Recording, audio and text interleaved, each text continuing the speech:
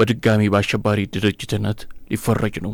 ሰላም የዩቲዩብ ፎከስ ቤተሰቦች የዕለቱን መረጃ ይዘን ቀርበናል። አብራችሁን ቆዩ። በሰሜን ኢትዮጵያ በፍጥነት የተባባሰ በመጣው ቀውስ ውስጥ የፌዴራል መንግስት የህዝብ ተወካዮች ምክር ቤትን አስቸኳይ ስብሰባ በመጥራት ህዝባዊ ወያኔ ሓርነት ትግራይ ህወሓትና የትግራይ ሰራዊት ተብሎ የሚጠራውን ታጣቂ ኃይሉን በአሸባሪነት ለመፈረጅ በዝግጅት ላይ እንደሚገኝ ከምንጮቻችን ያገኘነው መረጃ ያረጋግጣል። በህወሓት ላይ ይህንን ከባድ እርምጃ ለማሳለፍ የወሰነው የትግራይ ኃይሎች የ2022 የፕሪቶሪያውን የሰላም ስምምነት ጥሰው አፋር ክልልን በመውረር ቢያንስ 6 መንደሮችን መቆጣጠራቸውንና በሰላማዊ ዜጎች ላይ መድፍና ሞርታር ተኩሰው በመቶዎች የሚቆጠሩ መገደላቸውንና መፈናቀላቸውን ተከትሎም ነው። ህወሓት በአፋር ክልል ወሰን አልፎ በሰላማዊ ዜጎች ላይ ፈጸመውን ጥቃት ጥቃት አስመልክቶ አፋር ክልል ባለስልጣኑ በፕሪቶሪያው ስምምነት የተፈረመውን የተኩስ አቁም ስምምነትን የሚያፈርስ ፍጹም ሽብርተኝነት ነው። ፓርላማው ድምጽ ሰጥቶ ህወሓትን አሸባሪ ድርጅት ብሎ ከፈረጀው የኢትዮጵያ መከላከያ ሰራዊት እንደገና ወደ ትግራይ እንዲገባና እርምጃ እንዲወስድ ሊያደርገው እንደሚችልም ምንጫችን አስታውቋል። የህወሓት ታጣቂዎች መነቃቃትና እንዲላለው ንጹሃንን የሚያፈናቅል የመግደል ተግባር ላይ ያበረታታቸው በኤርትራና በግብጽ መንግስታት ተጽዕኖ የሚደገፍ አዲስ ወታደራዊ ሊሆን እንደሚችልም ምንጫችን ነግረውናል። ዳግም የጀመረው ጦርነት ጎሳ ግጭቶችን እንደሚያንሰራራ፣ ሚሊዮኖችን እንደሚያፈናቅልና እንደ ኤርትራና ግብጽ ያሉ ውጫዊ ተዋናዮችን ስቦ ሊያስገባቸው እንደሚችልም ይገመታል። በትግራይ ከፍተኛ ቁጥር ያላቸው ተፈናቃዮች በሰፈሩበት አካባቢ አስከፊ የምግብ እጥረት፣ የእርዳታ አቅርቦት ማስተጓጎልና የይገባኛል ጥያቄዎች እየከፉ እንደሚሄዱ የሰብአዊ መብት ድርጅቶች አስጠንቅቀዋል። በሶማሊያ የሚገኘውን አልሸባብን በመዋጋትና የአባይን ውሃ ውጥረትን ከግብጽና ከሱዳን ጋር በማዛመድ ረገድ ትልቅ ሚና በመጫወት ላይ የሚገኘው የኢትዮጵያ መንግስት የሀገር ውስጥ ግጭቶችን የሚያስፋፋ ከሆነ መንግስት በብዙ መልኩ እንዲሰላችና እንደ ህወሓት ባሉ ጦረኛ ኃይሎች ላይ የማያዳግም ከባድ እርምጃ ሊወስድ እንደሚችል ይገመታል። ከኢኮኖሚ አንጻር አሁን የተቀሰቀሰው ግጭት መንግስት ሰሜኑ ጦርነት በኋላ በትግራይ በአፋርና በአማራ ክልሎች ያለውን የኢኮኖሚያዊ ሁኔታ መልሶ ለመገንባት የሚያደርገውን ጥረት ሊያደናቅፍም ይችላል። ባለፈው ጦርነት ምክንያት ትግራይ ከፍተኛ የሆነ ኢኮኖሚያዊና ማህበራዊ ቀውስ ውስጥ ትገኛለች። ይህንን ሁኔታ ከማስተካከል ይልቅ ህወሓት ለሌላ ዙር ጦርነት የተዘጋጀ መሆኑን ደግሞ በህዝቡ ዘንድ ትልቅ ስጋት የፈጠረ ጉዳይ ሆኗል።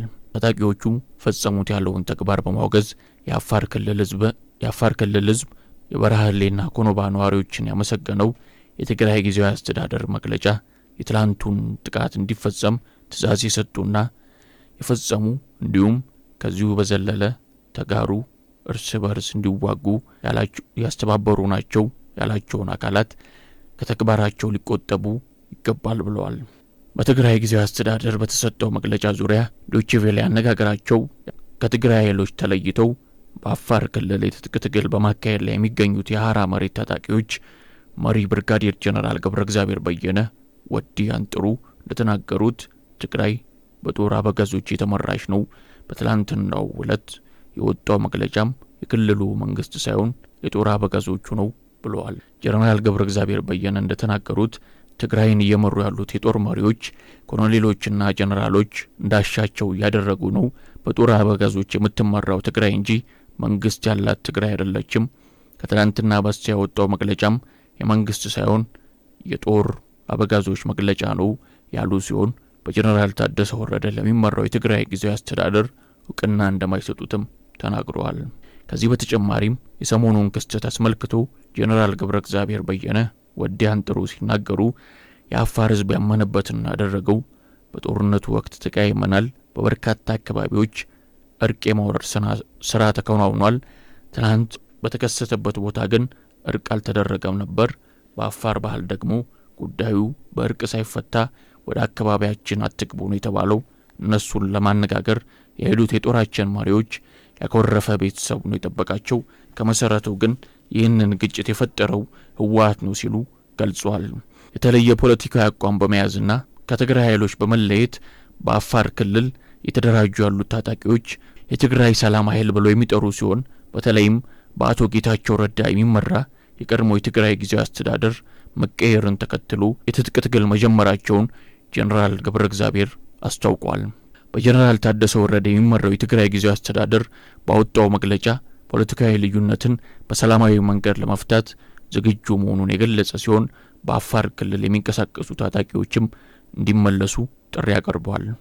የጊዜያዊ አስተዳደሩን ፕሬዝዳንታዊ መግለጫ ተከትሎም የታጣቂዎቹ መሪ ብርጋዴር ጀነራል ገብረ እግዚአብሔር በየነ በበኩላቸው ያለው ፖለቲካዊ ችግር በሰላማዊ መንገድ እንዲፈታ ፍላጎታቸው መሆኑን ገልጸው በቅድመ ሁኔታ ሊሟሉ ይገባል ያሏቸውን ነጥቦችም አስቀምጠዋል። ጀነራሉ እኛ ችግሩ በሰላማዊ መንገድ እንዲፈታ ፍላጎታችን ትልቅ ነው፣ ያወጣነውም ቅድመ ሁኔታ አለ፣ ትጥቃችሁን አውርዳችሁ ኑ የሚባለው በፍጹም አይሆንም።